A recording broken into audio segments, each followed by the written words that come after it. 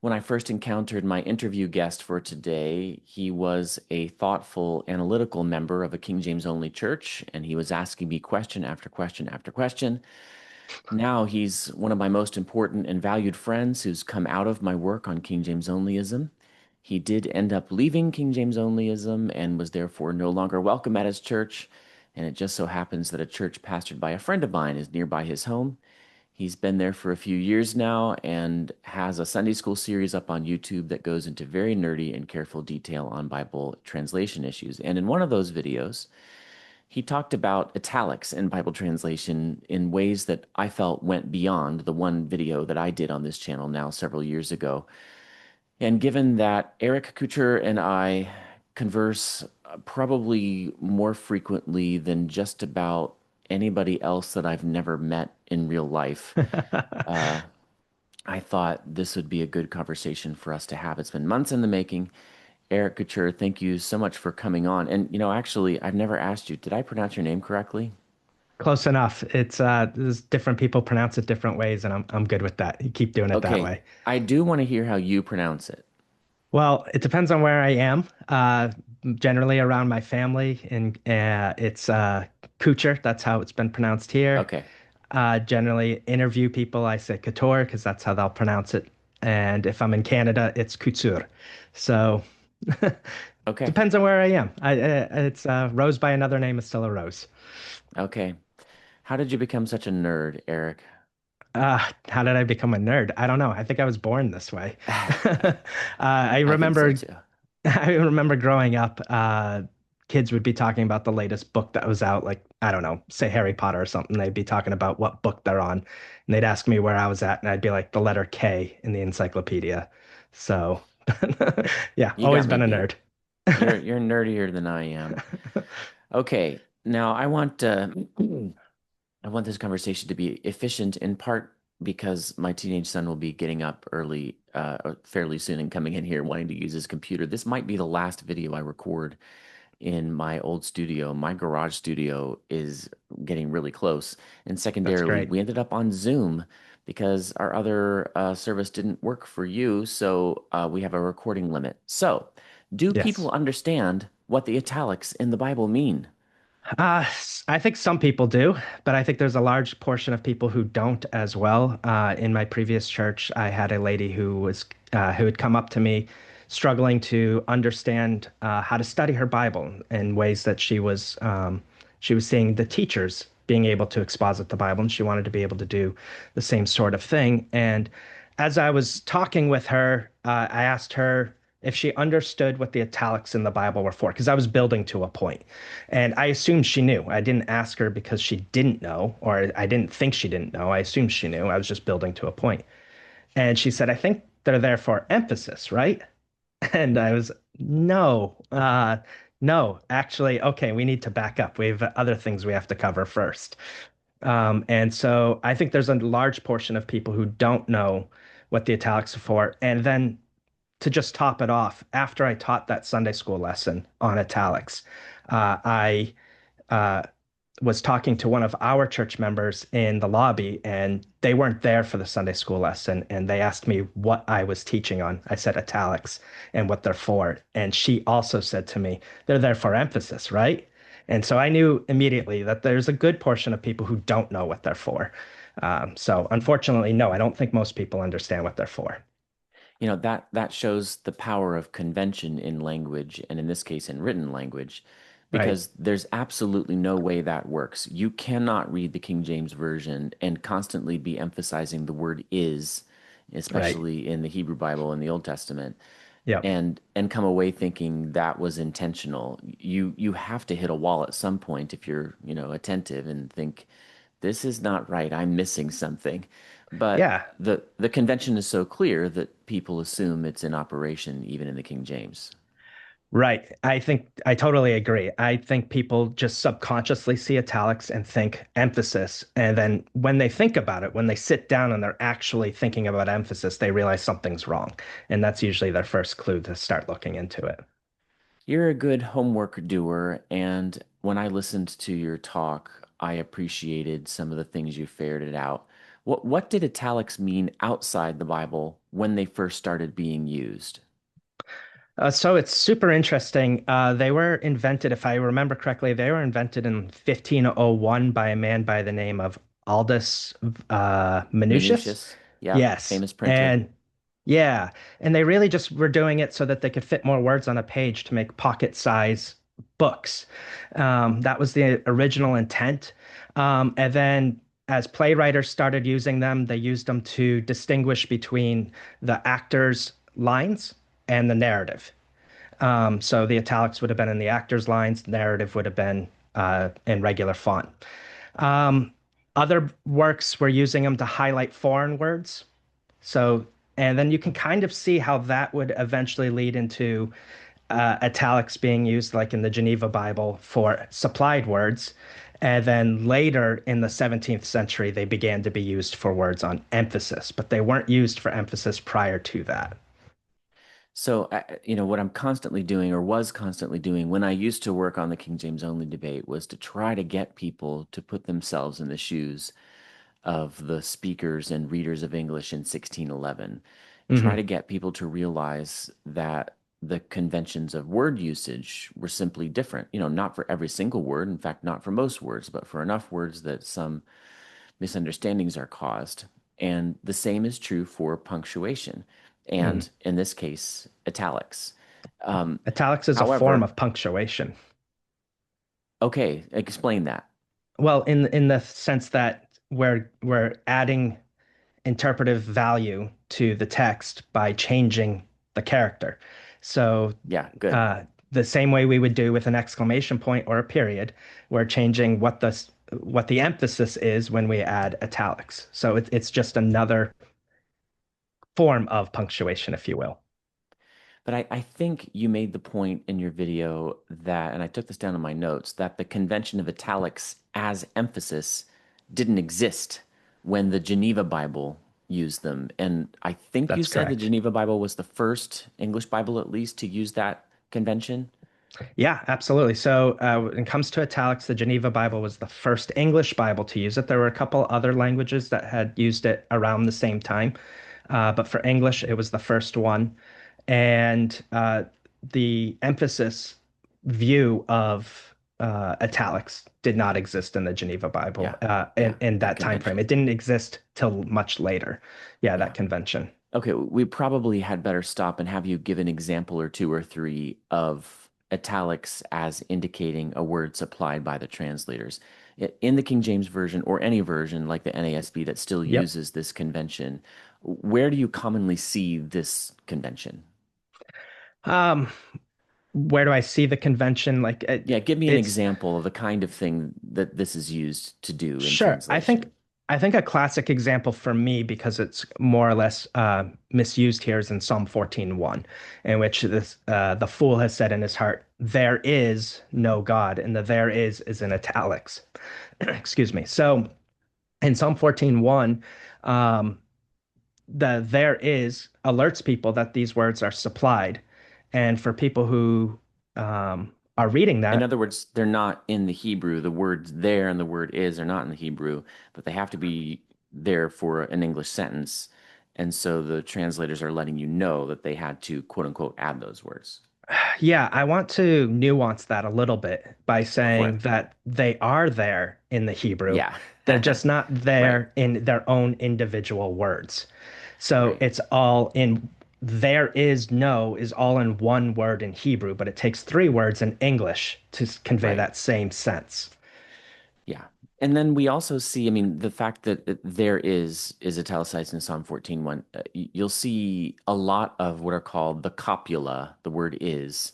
Mhm. And, I guess I don't know the ultimate origin of this, but there is a connection to copulation. It is the connection of two things. Right. So the word is connects two parts of the sentence. It's almost like an equal sign between them.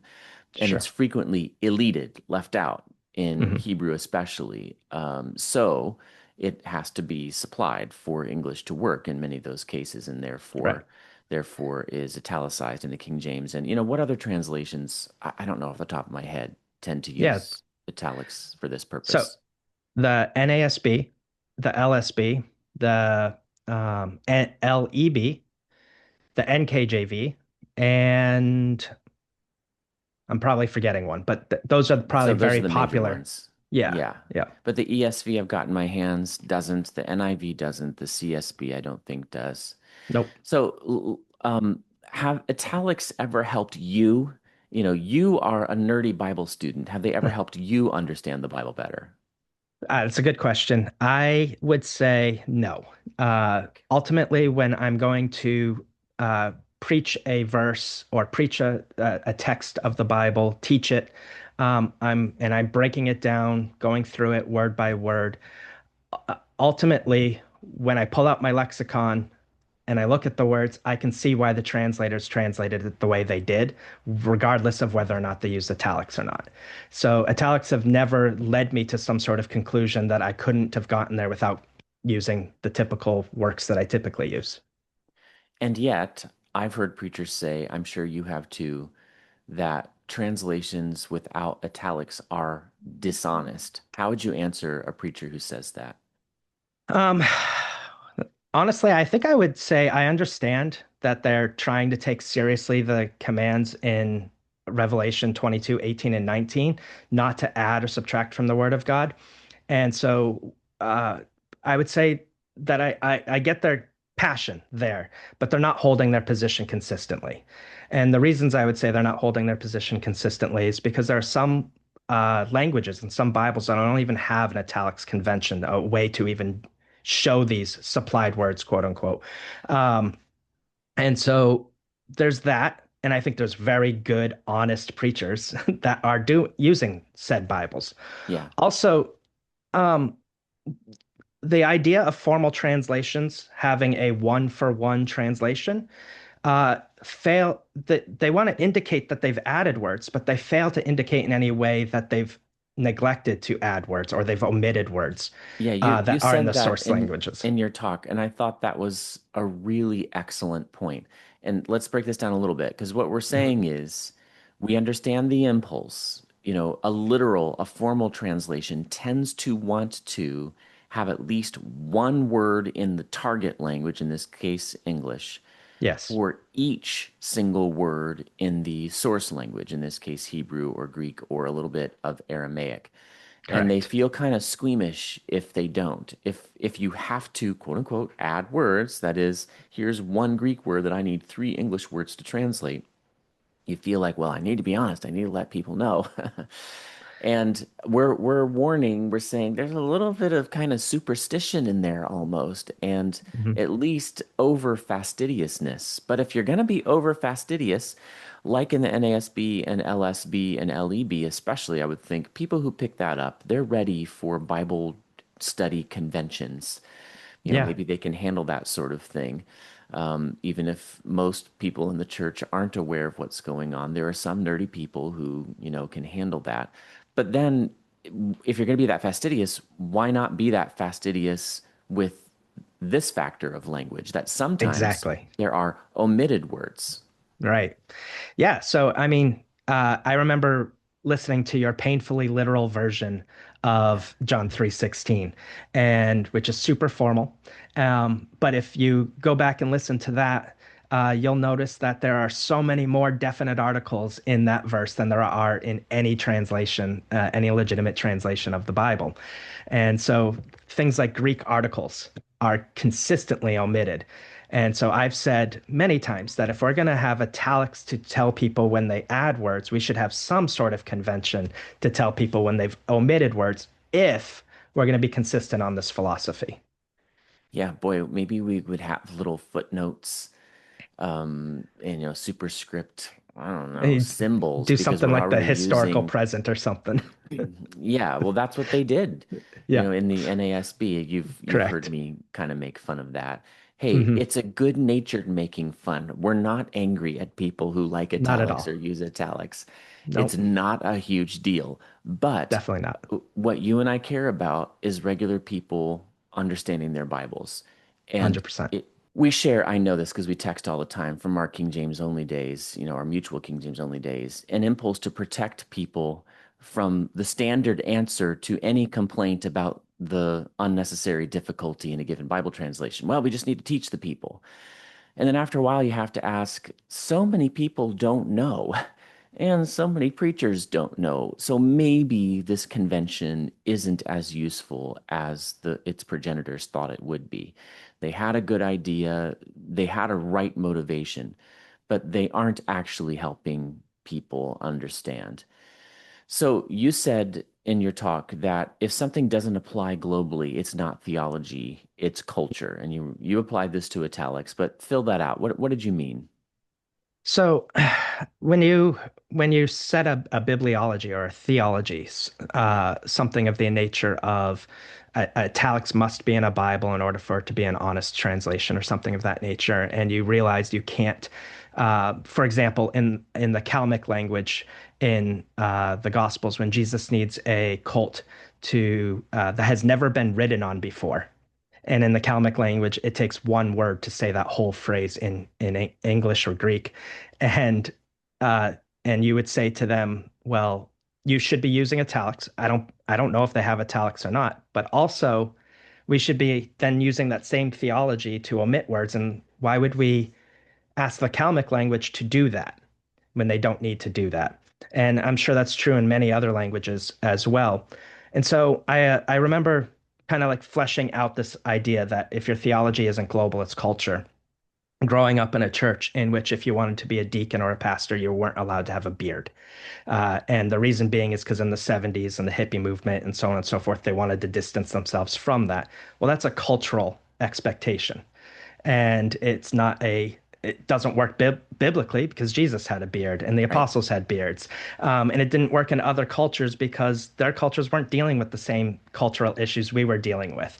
And so when you make your theology or you make your point about whatever, your bibliology about italics, you've got to be able to think about whether or not your conventions can apply worldwide. If they can't, then you're just dealing with your own culture. You're not dealing with Christianity globally. And there's nothing necessarily wrong with that. There are people for whom italics are valuable. And I said this in Mhm. my italics video a number of years ago, but I want you to say it for me. Who are italics Sure. for? I think italics are for potentially Greek or Hebrew Aramaic students who are looking at their English translation still as their primary translation, but they are still trying to conceptually wrap their head around what that would look like in Greek and Hebrew without referring to their interlinear Bible or something of that nature. And so they can potentially count the words that aren't in italics and figure out how many words they need to use in Greek or Hebrew to convey that same message. So it's in a way, it can be sort of a Cliff's Notes. I think we have better tools for that today than maybe they did back then. And so I still think even for the Greek and Hebrew students, it's not the best tool for this sort of work, but I think they're the only people who can really use this in any meaningful way. This hits on a general principle I've wanted to see if I could encourage to have a more global spread, and that is when Bible when Bible readers and Bible buyers expect and desire a bunch of footnotes and cross references in their Bibles. Hey, nothing necessarily wrong with that, and more Hmm. power to them. I don't want those things in my Bible because I get that information through electronic means. And so I want my Agreed. Bible editions to be as focused as possible on a smooth reading experience. Therefore, I want a single column paragraph text. Hmm. And I wonder if other people out there who actually are using Logos Bible software on their phones or, Bible Hub or some other app or Literal Word, which is my, second favorite behind Logos as far as phone apps go. I wonder if they've connected that yet and realized they don't need all the extra stuff. And maybe it's time for a reconsideration of the conventions of stuff we put in Bibles in order to supposedly help people understand.